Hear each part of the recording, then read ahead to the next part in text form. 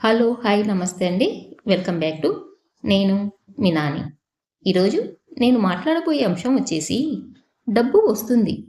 కానీ ఎందుకు నిలబడటం లేదు డబ్బు అనే అంశం గురించి మాట్లాడబోతున్నాను. ప్రతి నెల జీతం వస్తుంది.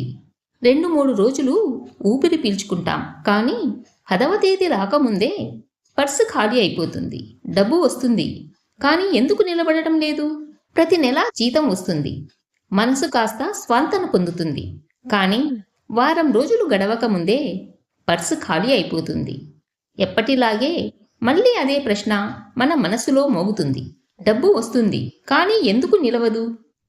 ఇది ఒక ఇంటి కథ కాదు. మధ్యతరగతి కుటుంబం ఎదుర్కొనే జీవన వాస్తవం. జీతం వస్తుంది. కానీ ఆనందం నిలవదు. ఎందుకంటే మనం డబ్బు సంపాదించడం నేర్చుకున్నాం.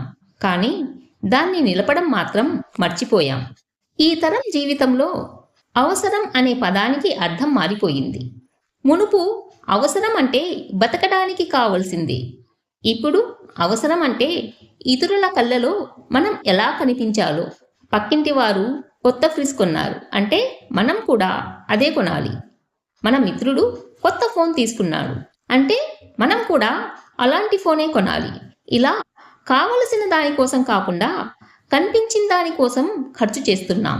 మన తల్లిదండ్రులు ఒక కొత్త డ్రెస్తో 5 పండుగలు జరుపుకునేవారు. మనమేమో ఒక ఫంక్షన్ కోసం కొన్న డ్రెస్ మరొక ఫంక్షన్కు వేసుకోం. ఇది మన చిన్న పొదుపులను పొదుపు చేయకుండా తినేస్తుంది. డబ్బు నిలవకపోవడానికి ప్రధాన కారణం ఆర్థిక ప్లానింగ్ లేకపోవడం.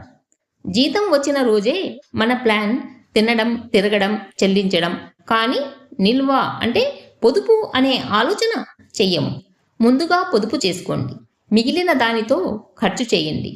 ముందుగా ఖర్చు చేసి మిగిలిన దాన్ని పొదుపు చేయాలి అనేది తప్పు పద్ధతి. రోజుకు 50 రూపాయలు కూడా సేవ్ చేస్తే నెలకు 1500 అవుతుంది. ఆ చిన్న మొత్తం మనకు ఆత్మస్థైర్యాన్ని ఇస్తుంది. మనిషి సంపాదనతో కాదు, ప్లానింగ్తో బతుకుతాడు. ప్లాన్ ఉన్నవాడు చిన్న జీతంతోనూ భద్రంగా బతుకుతాడు. ప్లాన్ లేనివాడు పెద్ద జీతంతోనూ అప్పుల్లో మునిగిపోతాడు. డబ్బు నిలవకపోవడానికి మరో పెద్ద కారణం అప్పుల జీవితం. మన జీవితంలో తాత్కాలిక సుఖం కోసం శాశ్వత బాధలను కొనుక్కుంటాం. భవిష్యత్తులో అనుభవబోయే సుఖాలను ఈఎంఐల రూపంలో ఇప్పుడే పొందుతాం. కానీ భవిష్యత్తులో దానికోసం కష్టపడాల్సి వస్తుంది. డబ్బు మన చేతిలో ఉండాలి. డబ్బు మనపై రాజ్యం చేయకూడదు. అప్పు తీసుకోవడం కన్నా మన అవసరాన్ని తగ్గించుకోవడం ఉత్తమం. ఎందుకంటే అప్పు మనను చిన్నవారిగా, బలహీనులుగా మార్చేస్తుంది. మన గౌరవం, మన ప్రశాంతత అప్పు కిందనే దాగి ఉంటాయి. మనకు తెలియకుండానే చాలా డబ్బు వృధా అవుతుంది. ఆన్లైన్ ఆఫర్స్ అని, డిస్కౌంట్లని, వన్డే సేల్స్ అని ఇలాంటివి మన మనస్సును గెలుస్తాయి. ఒక చిన్న ఉదాహరణ ఏమిటంటే రోజుకు 30 రూపాయలు కాఫీ బయట తాగితే నెలకు 900 రూపాయలు అవుతుంది. సంవత్సరానికి 10,000 రూపాయల కంటే ఎక్కువ అవుతుంది. అలాగే మన ఇళ్లలో డబ్బు గురించి మాట్లాడడం సిగ్గుగా భావిస్తారు. అమ్మా నాన్న మధ్య, భార్యాభర్తల మధ్య, పిల్లలతో కూడా ఆర్థిక విషయాలు తెరపైకి రావు. కానీ డబ్బు విషయాన్ని దాచడం వల్ల కుటుంబంలో నమ్మకం తగ్గిపోతుంది. ఆర్థిక గందరగోళం పెరుగుతుంది. భార్యాభర్తలు కలిసి మంత్లీ ప్లాన్ చేసుకుంటే అవసరాలు, బిల్స్, సేవింగ్స్, గోల్స్ అన్నీ స్పష్టంగా ఉంటాయి. ఇది ఒక చిన్న కుటుంబానికే కాదు, పెద్ద భద్రతకు పునాది. పిల్లలు తల్లిదండ్రులు ఎలా ఖర్చు చేస్తున్నారో చూస్తారు. మనమేమీ పొదుపు చేయకపోతే వారు కూడా అలాగే నేర్చుకుంటారు. పిల్లలకు ప్యాకెట్ మనీ ఇవ్వడమే కాదు, దానిని ఎలా వాడాలో, ఎలా నిల్వ చేయాలో కూడా నేర్పించాలి. డబ్బు అంటే వాడుకోవాల్సినదే కాదు, డబ్బు అంటే పొదుపు కూడా ఉండాలి అని పిల్లలకు అర్థమయ్యేలా చెప్పాలి. డబ్బు వస్తే మనం సంతోషం కొనాలని చూస్తాం. కానీ సంతోషం కాగితాల మీద రాయలేము. దాన్ని కొనేందుకు డబ్బు చాలదు. ఎన్ని డబ్బులు పెట్టి ఎన్ని సంతోషాలను కొనగలరో ఒక్కసారి ఆలోచించండి. డబ్బు ఉంటేనే సంతోషం ఉంటుంది అనే మాట అబద్ధం కాదు. కానీ ప్రతి సంతోషానికి డబ్బు ఖర్చు చేయాల్సి వస్తే అటువంటి సంతోషాలను వదులుకోవడమే మంచిది. కొన్నిసార్లు మనం ఎంత సంపాదించామన్నది కాదు, ఎంత సంతోషంగా ఉన్నామన్నదే జీవిత విలువ. సంతోషాన్ని సరళమైన జీవితంలో కనుక్కోవడం నేర్చుకుంటే డబ్బు నిలవడం మొదలవుతుంది.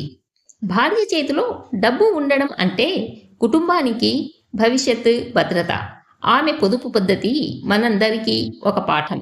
చిన్న చిన్న నాణేలు కూడబెట్టే ఆ చేతులు పెద్ద కష్టాలను తట్టుకునే గోడలు. భార్యాభర్తలు ఇద్దరూ కలిసి పొదుపు యొక్క పద్ధతి నిర్ణయించాలి. డబ్బు గురించి తగవులు కాదు, చర్చలు జరగాలి.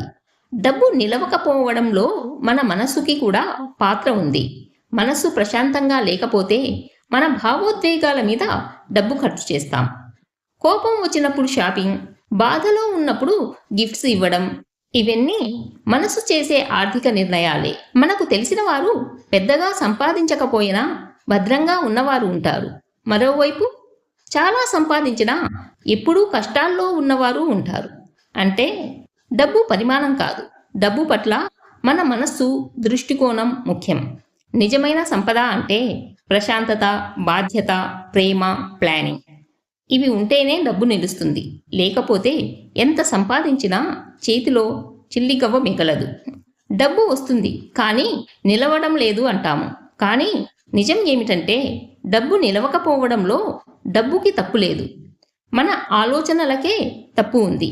డబ్బు నిలవాలి అంటే మనసు నిలవాలి, ఆకాంక్షలకు పరిమితి ఉండాలి, మరియు ప్రతి రూపాయికి విలువ తెలిసి ఉండాలి. డబ్బు నిలవకపోవడం మన దురదృష్టం కాదు, దానిని నిలుపుకోవడం నేర్చుకోవడమే మన నిజమైన విజయం.